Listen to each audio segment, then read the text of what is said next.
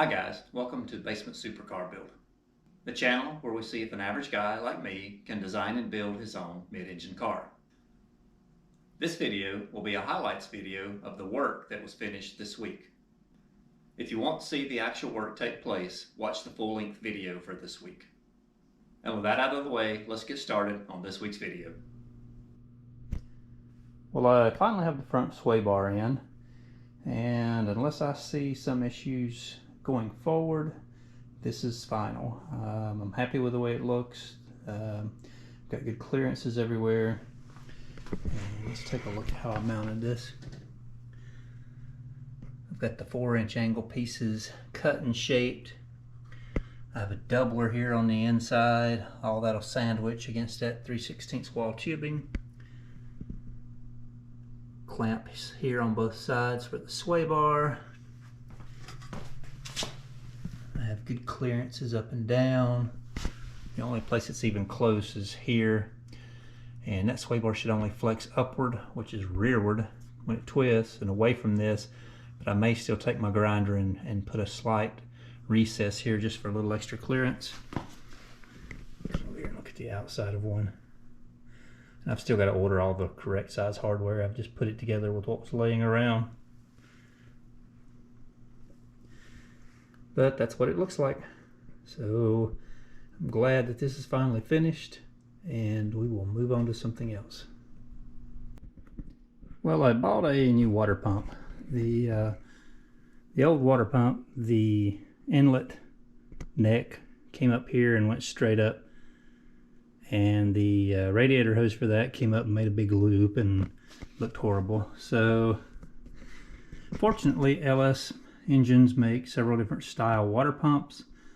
This one is for a Camaro. Has the water inlet here, comes straight forward, which makes a nice good transition with this hose down to the tunnel. This neck is turning back right into the fuel tank, or right towards the fuel tank, but they make an aftermarket neck that comes straight out, which I have ordered one. It'll be here in a day or two, which will allow this hose to connect straight in, kind of like it's sitting, come down and attach to the tube down here in the tunnel, which makes a pretty good transition. It'll all be behind the firewall, so you won't see any of this, but it looks like it'll fit good and clean up nicely. Gives me room for the fuel tank crossover tube here to fasten just behind those radiator hoses, and still have plenty of room to attach it before it gets into the pulley and belts here on the front of the engine. Well, here are the paper mock-ups of the fuel tanks. Kind of a last minute add-on was I added this little area here, thinking it would give me an extra gallon or two of fuel. Plus it's just dead space, so why not use it? It gets the two tanks closer together and makes the crossover tube a little shorter. If I can climb in here. The crossover tube will go near the back as far as I can go, and near the bottom as far as I can go, and come in behind these two tubes, connect. This crossover tube will be plastic or rubber. There's a clear plastic tubing they use for fuel tanks, and there is a black rubber tubing also, but one of the two. This is a general location of where these are going to sit. There'll be rubber underneath, on the sides, and behind. These tanks will clamp into place and press against the rubber. And there's clearance here. I think for all of the tubing I'll have to route that once the tanks are made and in, but it looks like there's room. There's room for the belts to run on the engine, and room to replace or service the belts and hoses here in the center if I need to. There will be a center here on the firewall that removes from inside the car to access all of this. And then there's that plate underneath. It's like a 6 or 7 inch wide opening there. That's not very wide to get into, but you can get in if you need access at the bottom. And I'm not going to put a front cover on these tanks. This shows me what I need to see.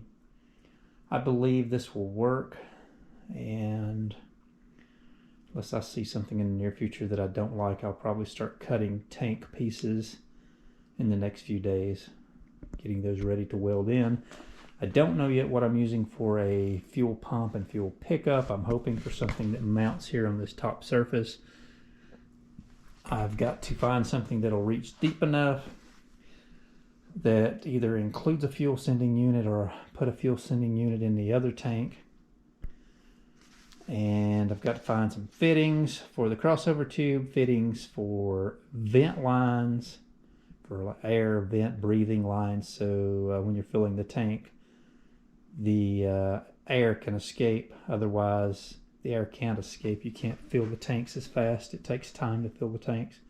But there needs to be a breather tube from tank to tank, and a breather tube most likely up to the filler neck to let that air escape back out at the filler neck when you're filling the tanks.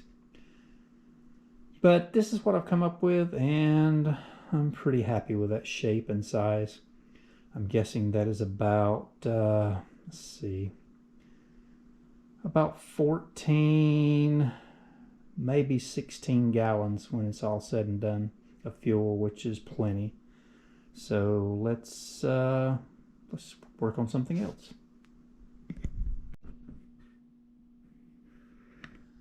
A couple of quick things this morning before we get started.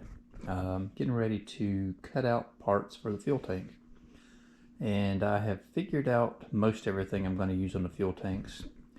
I contacted Holley yesterday and was talking to them about their in-tank fuel pumps and which one I needed to use for the engine and the horsepower and everything that I'm going to be attempting to accomplish. And they had a recommendation for me and said that the maximum tank depth that I could use is 15 inches. So my tanks are 16 inches, so I'm going to lower them 1 inch in height.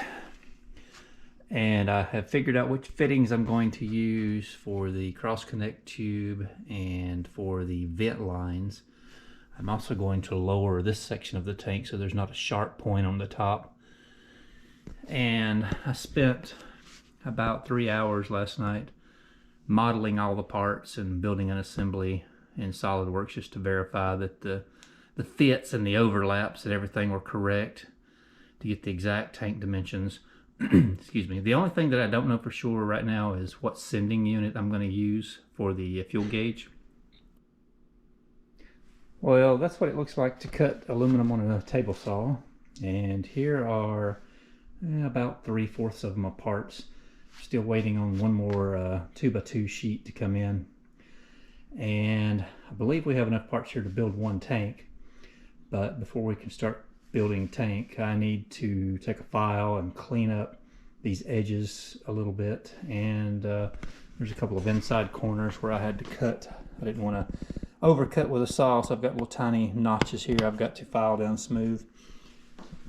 And I guess I'm going to start filing on these and cleaning them up and see how far we get. Some of these pieces will need holes drilled in them before I actually start welding them to the tank, because it's much easier to drill holes now and clean up the holes than it is on a fabricated tank. It's hard to do. You can only do it with a hand drill, and hole saws are hard to drill with a hand drill as opposed to a drill press.